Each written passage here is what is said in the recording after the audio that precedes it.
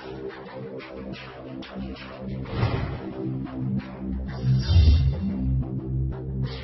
joined today with the one and only Michael Rivero, the host of What Really Happened, the What Really Happened podcast, radio show, whatreallyhappened.com. And he's on the line, and we're going to be discussing Trump. He's still alive.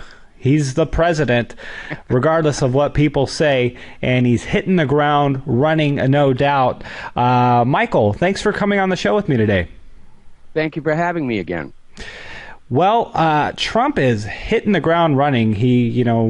Monday was his first work day, and he's meeting with automakers, Ford, Chrysler, all these different deals.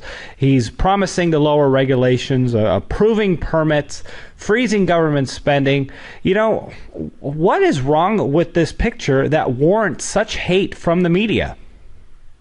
Well, the media definitely has a liberal bias, and I think we need to see that kind of pull on back. But the opposition to Donald Trump is coming primarily from the globalists, the people who've been trying to engineer a one-world government. And obviously between Brexit and Donald Trump's Make America First, their plans are in serious, serious trouble. And when you look behind all of this hysteria against Donald Trump, you find George Soros is funding most of it. He funded at least 56 of the groups behind the Women's March. He's apparently supporting these lawyers who are trying to find ways to impeach Donald Trump, because Soros Open Society Foundation has all been about a one-world government, and he has worked very hard to flood Europe with refugees, to sort of start erasing the idea of a national or cultural identity. And he's so close to his dream, and he's very, very angry that all of a sudden ordinary people are daring to stand up to him. And that's why you're hearing all this criticism about populism and how can we run this planet, with populism. Well, populism is the foundation of democracy. And that is the people deciding for themselves what is best for their country. So Soros has a lot of influence with the corporate media, with the 6 corporations that own the corporate media, and they're out there just looks like they're setting the stage for an American Maidan or color revolution, because a lot of observers are looking at the media attacks, the attempt to create discord in the street, and it follows the same pattern that we saw, for example, in Kiev or in any of these other nations, that the U.S. has covertly kicked out a democratically elected government and replaced them with a dictatorship. And it looks like somebody thinks they can pull it off here in the United States, although I think they're going to run into a little bit of trouble. First of all, they don't always succeed. In fact, their batting average is about 500 on these covert overthrows. The last one they tried in Iran in 2009 fell flat on its face. And for one of these Maidan or color revolutions to have a chance of success, they need to capture the public imagination and popular support. But these individuals they have out there in the streets right now are behaving so badly. Their public image is not one that people are going to be sympathetic to or supportive of. And so I really do think this attempt for at a color revolution in the United States is ultimately doomed to fail. What do you think about the concept of Trump unifying, traditional Republicans with more libertarian-minded people? We've really seen that happen, and essentially that's because Trump really isn't a traditional Republican, a traditional conservative, but he's, attracted the likes of, mainstream Republicans here, guys like Sean Hannity on Fox News, and then you also have the libertarian crowd who sees a lot of things in Trump that are attractive, anti-establishment, not part of the mainstream and part of the globalist agenda. What are your thoughts on this? Well, you're absolutely right. The reason Donald Trump enjoyed such a huge success was the fact that he was not seen as part of the entrenched political establishment. He's coming into the White House as a businessman. He is not fanatically devoted to any particular ideology. He just wants to find what's going to work. And so he's very pragmatic.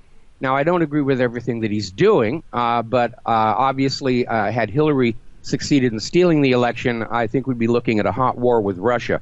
But Trump is basically looking for the people who can do the job. He's looking for approaches to problems that are going to work. And the ideology is not something that he's like sworn loyalty to. And what do you suppose over the next few years is going to be the left's attack on Trump? Is it going to be nonstop events such as the Women's March? And I suppose a blessing for the opposition would be the economy actually crumbling during the Trump administration, that they can completely blame on him and, Yes. take the high ground. Yeah, the economy's in bad shape, and it does look like we will not avoid a crash, and they will blame Donald Trump for it, just like they blamed the Depression of the 1930s on Herbert Hoover. But Hoover did not create the Depression of the 1930s. It was created for him. Now, as far as the rioting in the streets and the media attacks, one answer is when George Soros finally runs out of money, a lot of this nonsense is going to stop. And we're starting to see governments around the world start to come down hard on his various non-governmental organizations as it becomes more and more obvious that these non-governmental organizations are not, in fact, charitable outfits, but are working to subvert these various governments. Hungary's coming down hard on them. Macedonia's coming down on them. Russia's kicked all the Soros NGOs out of the country. And so that's definitely a change for the positive, because George Soros is not an elected leader of any nation on earth, but he seems to have this belief that being a billionaire gives him some kind of a divine right to play with planet Earth and all of its people like we're his personal toys. And that obviously is going to anger a lot of people. As far as the corporate media is concerned, there is literally an outright war between the corporate media and the White House, and the corporate media and the independent media. And the corporate media sees itself as literally fighting for its continued survival. And one of the problems they're dealing with is they're trapped by their own business model, because the corporate media, all those prostitutes and correspondents, are paid the huge sums of money they're paid to be convincing liars to the public. And so they can't start telling the truth, or those big fat checks from their financial backers are going to disappear. And so they're out here basically trying to arrogate the high ground of everyone should presume they're the real news, and everyone should presume the independent media is fake news. And it's almost reached a desperation and panic level where they're talking about mandating public schools to brainwash children into always trusting CNN and MSNBC and so forth, and to basically see anything they see on the internet, just assume it's a joke and a hoax. And to bolster that, of course, there's a lot of junk, nonsense, garbage being planted on the internet to give the corporate media an easy handle to try and discredit the whole independent media. It's a propaganda technique called poisoning the well, where once again they're planning all these nonsense stories about how the Apollo moon landings were faked, and chemtrails and HARP and Loch Ness Monster and Bigfoot's love child and no plane at the Pentagon. And they put that out there, and inevitably when the corporate media goes on the attack against the independent media, that will be the things that they grab onto. Oh, and the newest one is, the earth is flat and just sheer utter nonsense. But it's a useful handle for the corporate media to go on out and say, why would you listen to anything the independent media says? There's a post over on this website about how the Apollo moon landings were faked, and how they're confusing ordinary jet contrails for chemtrails, and they think, Elvis is still alive and all the rest of that. But once the public comes to understand how these propaganda tricks are being done, they stop working. It's like when you're a magician and you slip up and the audience sees how you're doing the trick. They don't go back to believing the magic anymore. You've basically lost the audience at that point. So I think, given the hostile treatment that the corporate media gave Donald Trump during the campaign and continuing to this moment, Trump would definitely be within his authority as president to bring antitrust actions against these 6 corporations that own all the media, because they do form a trust or a cartel, if you will.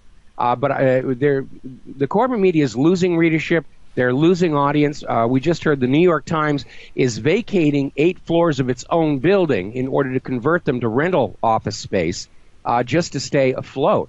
So I really think 2017 is going to be the year of the rise of the independent media, and corporate media just continues to make itself more and more irrelevant, and sometimes for really silly reasons. And I'll give you a good example. Reuters put out a photo claiming to be of the National Mall during Trump's swearing in and inauguration speech, showing it to be mostly empty. Well, as it turns out, the photo was actually taken a few hours before, before the crowd showed up. And subsequently, Reuters said, we stand by the picture. We had the only photographer up there, which that was a lie. CNN was up there.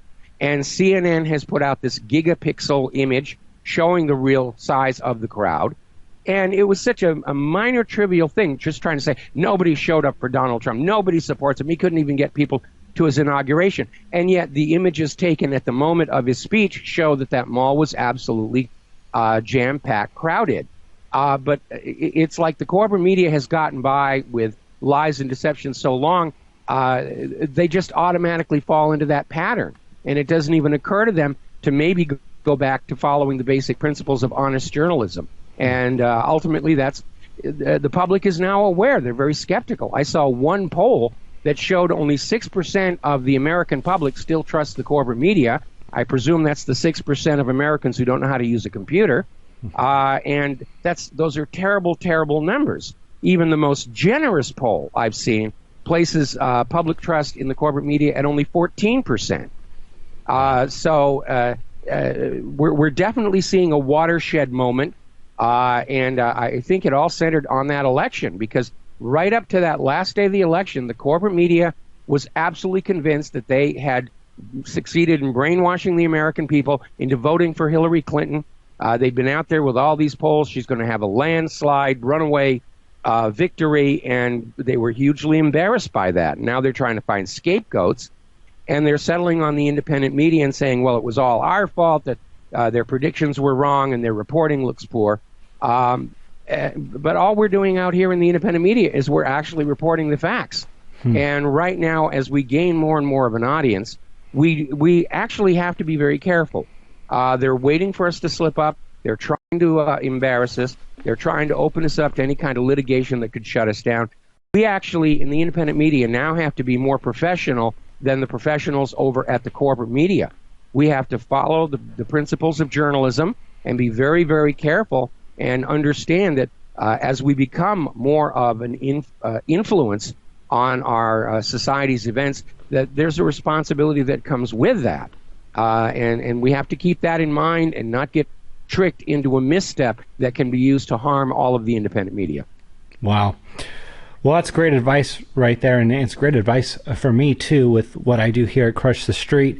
And it's actually very exciting at the same time that the independent media is going to be a much more viable resource for mainstream understanding of what is going on, and not so controlled by globalist powers and funding of different aspects of our society. But I want to transition here, Michael. We got news, and this is kind of interesting.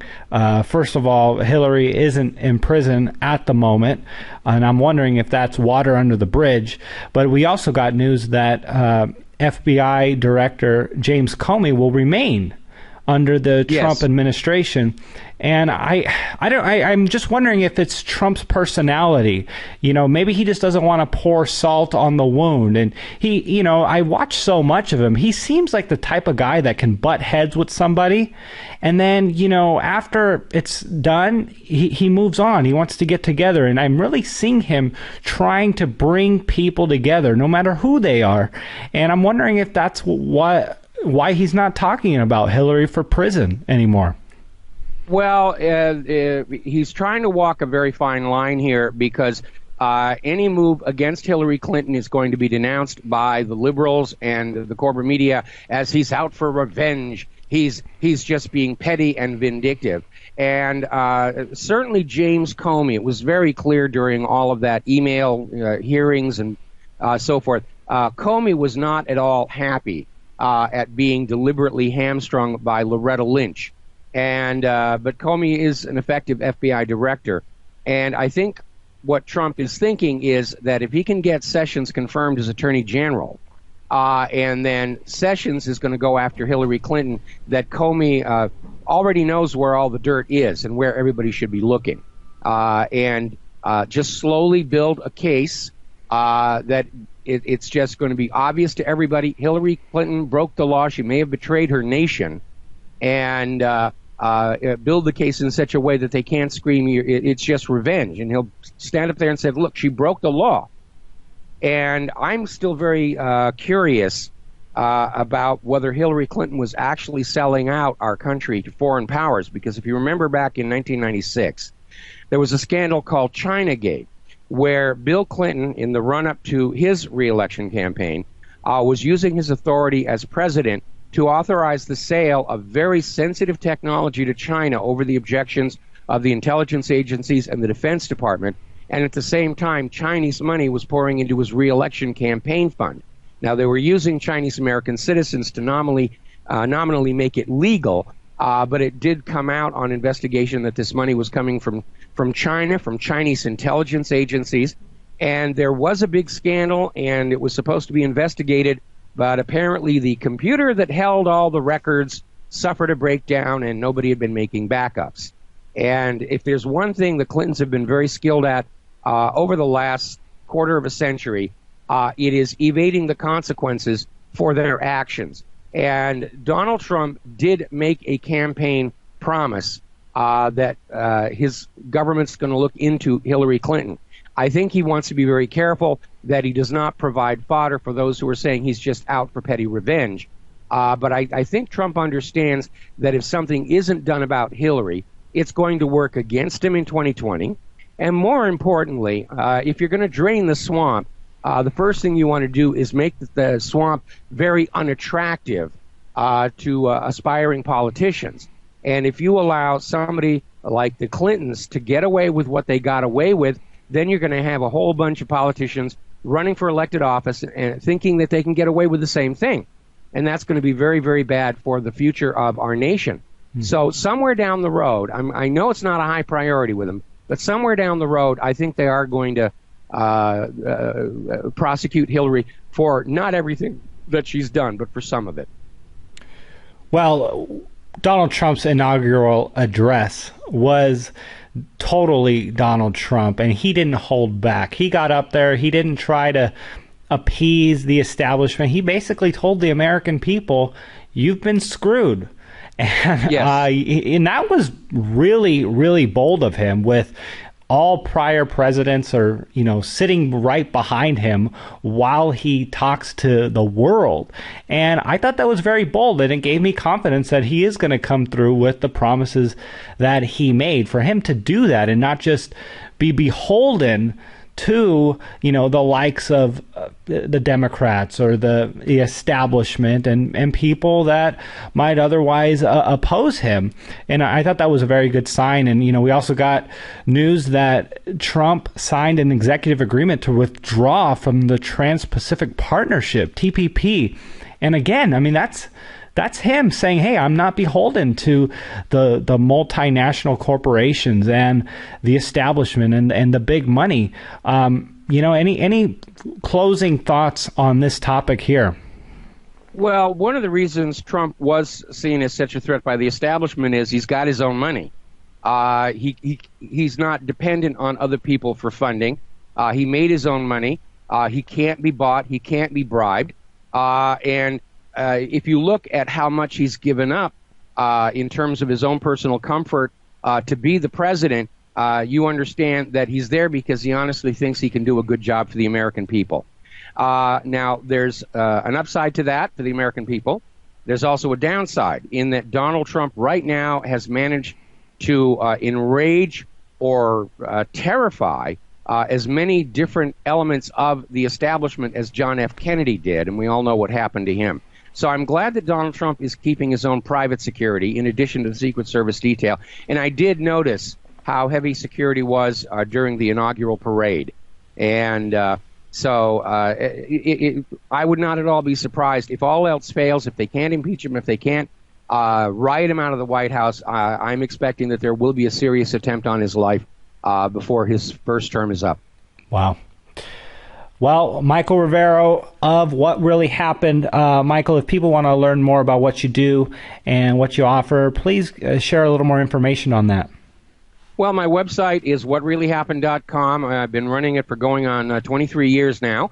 I do a daily Monday through Friday talk radio show at Republic Broadcasting Network from 3 p.m. to 6 p.m. Central U.S. time, and I've been doing that for 10 years now.